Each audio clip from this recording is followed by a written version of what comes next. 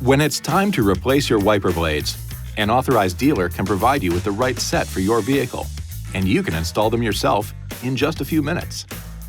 To remove a windshield wiper blade, first raise it off the glass by lifting the wiper arm to the full up position.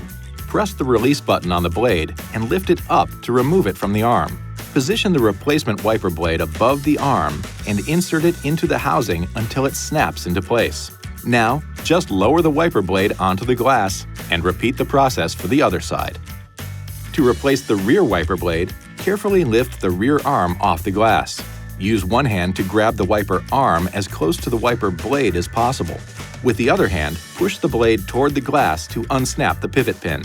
Install the replacement wiper blade's pivot pin into the blade holder and press the blade until it snaps into place. Lower the wiper blade onto the glass and installation is complete. This video is not intended to take the place of your owner's manual. For complete details and other important safety information, please see your owner's information.